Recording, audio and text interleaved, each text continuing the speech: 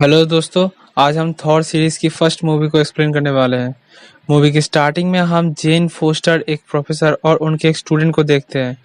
वो लोग दूसरी दुनिया की फ्रीक्वेंसी के ऊपर एक्सपेरिमेंट कर रहे होते हैं।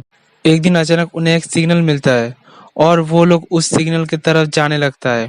पर तभी एक आदमी उनके गाड़ी से टकरा के गिर जाता है। वो लोग उतर के देखता है कि वो आदमी बेहोश हो गया है।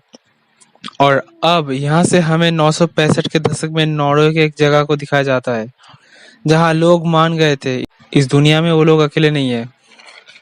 किसी और दुनिया में उन लोगों का देवता भी रहते हैं। ऐसे में एक दिन बर्फीले राक्षसों ने इंसानों के ऊपर हमला कर देते हैं। वो लोग पूरी दुनिया में अपना कब्जा बनाना चाहता था।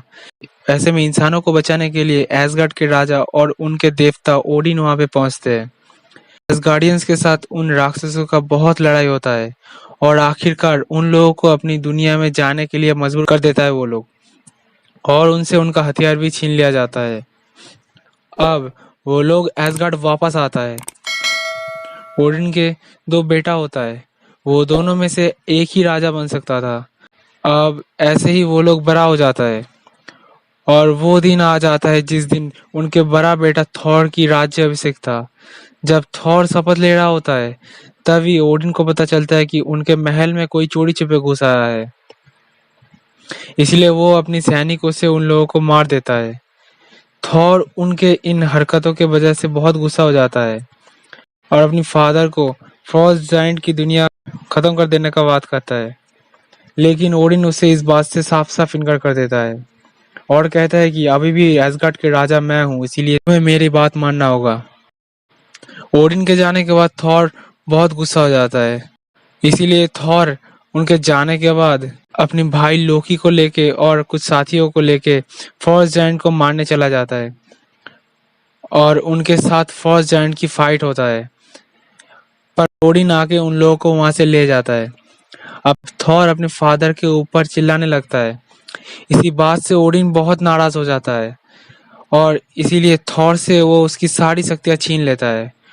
म्योनिर जिसे सिर्फ थॉर उठा सकता था, उसे वो लेके म्योनिर में एक मंत्र पढ़ता है।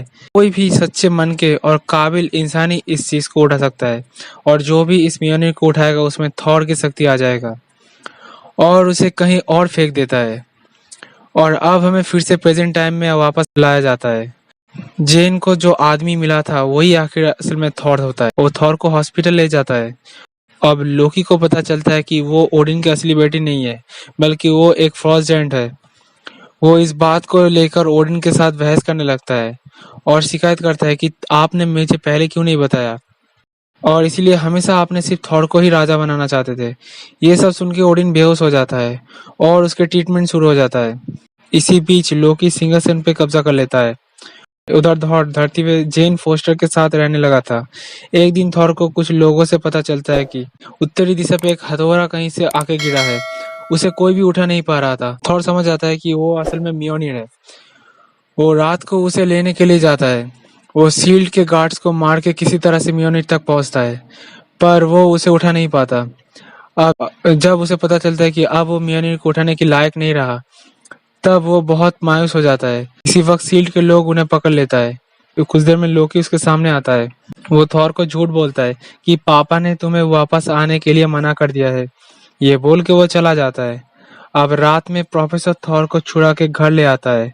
उधर थॉर के चार साथी डिसाइड करता है कि राजमहल और लोकी की पूरी घटना थॉर को जाके बताना चाहिए। इसलिए वो लोग धरती पे आता है। थॉर से मिलने के बाद वो लोग सब कुछ उसे बताता है। तभी लोकी थॉर को मारने के लिए एक मॉन्स्टर भेजता है। थॉर के साथ किसी भी तरह से उस मॉन्स्टर को रोक नहीं पा रहा था। वो उन सब को हरा के थॉर को भी घायल कर देता है। थॉर मरने ही वाला होता है कि तभी सब लोग देखते हैं कि म्योनिर आसमान से तेजी से थॉर की तरफ आ रहा होता है और देखते ही देखते म्योनिर थॉर के पास आ जाता है। उसके पास फिर से सभी ताकत वापस मिलने लगता है। वो उस मॉन्स्टर को पलक झपकते ही मार के वापस आ जाता है। दोस्तों, वीडियो अगर अच्छा लग रहा है तो एक लाइक कर दो और चैनल को सब्सक्राइब करके बेल आइकन को प्रेस करना मत भूलना, ताकि मेरी वीडियो सबसे पहले आप तक पहुंच सके। अब उस मॉन्स्टर को हराने के बाद थॉर जेन को कहता है कि मैं बहुत जल्द वापस आऊंगा।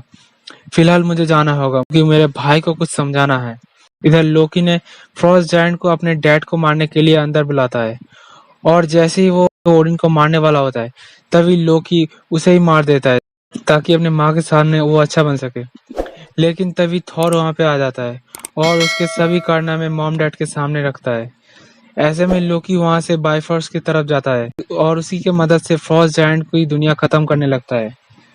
अब इस बात से दोनों भाइयों में बहुत लड़ाई शुरू हो जाता है, पर बाइफर्स्ट को बंद करने का कोई भी रास्ता ना होने की वजह से थॉर बाइफर्स्ट को तोड़ देता है, जिससे वो रुक जाता है। इसी धमाके में थॉर और लोकी वहां से गिरने लगता है, पर तभी ओडिन आके उन लोगों के हाथ पकड़ लेता है।